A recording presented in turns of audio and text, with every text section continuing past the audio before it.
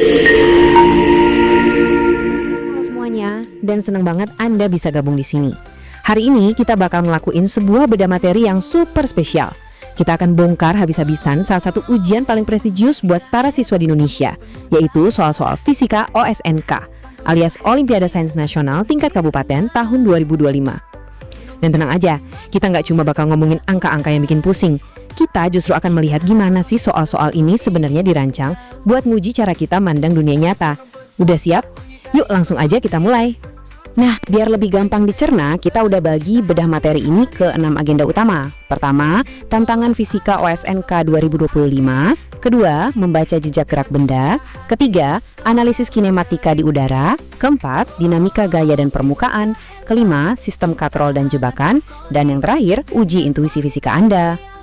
Oke, kita masuk ke bagian pertama, tantangan fisika OSNK 2025. Harus diakui, Olimpiade Sains tingkat kabupaten ini bukan ujian sembarangan. Menghafal rumus semalaman nggak bakal banyak bantu kalau kita nggak punya kemampuan analisis tingkat tinggi. Bayangin aja, kita dihadapkan pada 8 masalah mekanika, dan yang bikin makin menantang, nggak ada pilihan ganda sama sekali. Ujian fisika yang sesungguhnya itu bukan tentang seberapa cepat Anda ngitung buat dapat angka akhir, tapi tentang gimana Anda bisa narik keluar variabel-variabel penting dari sebuah cerita dan mecahin kode prinsip fisika apa nih yang lagi main di belakang layar. Kalau Anda bisa menyusun datanya dengan benar dari awal, percaya deh, Anda udah nyelesain setengah dari masalahnya. Kita lanjut ke bagian 2, membaca jejak gerak benda. Di soal nomor 1 ini, kita disuruh mengamati pergerakan sebuah benda dari waktu ke waktu. Coba bayangkan sebuah objek mulai bergerak dari posisi 1 meter di detik ke-0, maju terus ke arah kanan sampai detik ke-2, terus dia putar balik ke kiri menuju detik ke-4. Nah, jebakannya tuh persis ada di sini. Soalnya minta kita nyari perpindahan, bukan total jarak tempuh. Buat yang mungkin terburu-buru, pasti langsung mikir buat ngejumlahin semua langkah maju dan mundurnya.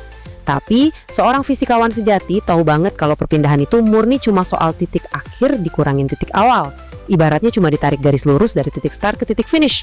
Benar-benar tes kejelian analitis yang brilian kan?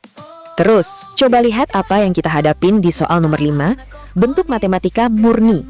Persamaan posisinya adalah X dalam kurung T sama dengan 2T kuadrat minus 14T plus 20. Kalau cuma ngelihat deretan huruf sama angka, rasanya emang agak intimidatif. Tapi coba deh kita terjemahin persamaan panjang ini jadi sesuatu yang nyata. Katakanlah, ini tuh pergerakan sebuah mobil sungguhan yang lagi melaju di jalan tol lurus. Soal ini tuh sebenarnya cuma nanya, kapan persisnya mobil itu mulai bergerak ke arah kanan atau ke sumbu X positif. Tiba-tiba fungsi kuadrat yang kaku ini jadi hidup. Kita tuh sebenarnya cuma lagi nyari titik puncak dari sebuah parabola matematis buat tahu momen paling akurat kapan si pengemudi berbalik arah. Ini contoh nyata yang keren banget soal gimana fisika menerjemahkan bahasa matematika ke dalam realitas kita. Sekarang kita beralih ke bagian 3. Analisis kinematika di udara. Mari kita bandingin 2 skenario yang saling bertolak belakang. Di soal nomor 4, ada seorang wisatawan yang melempar topinya ke atas dengan kecepatan awal 7,85 meter per detik. Topi itu jelas bergerak melawan gravitasi. Nah, sebaliknya, di soal nomor 8, ada peloncat indah Olimpiade yang melompat ke bawah dengan kecepatan awal 1,8 meter per detik. Dia bergerak searah dengan tarikan gravitasi. Dua-duanya sama-sama nanyain kecepatan di titik tertentu. Dan perbandingan ini ngasih gambaran yang luar biasa teman-teman. Walaupun rumus yang dipakai itu sama persis, arah kecepatan awal relatif terhadap gravitasi bumi itu bakal ngubah total pendekatan kita. Terutama soal masukin tanda positif dan negatif di perhitungannya.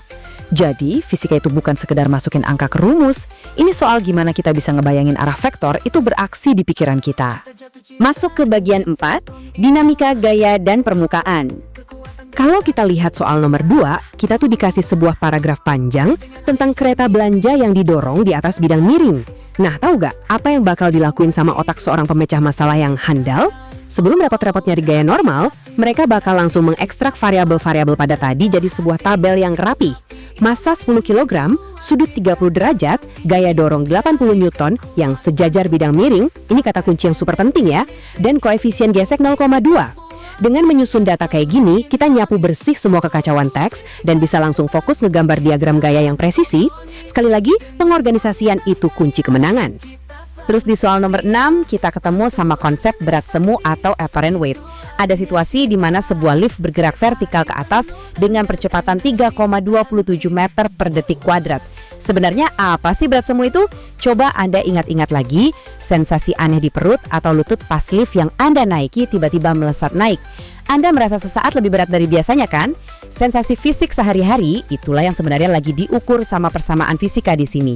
Pria di dalam lift itu berat aslinya 70 Newton, tapi karena lantai lift mendorongnya ekstra keras ke atas untuk berakselerasi, otomatis timbangan di bawah kakinya bakal nunjukin angka yang lebih besar.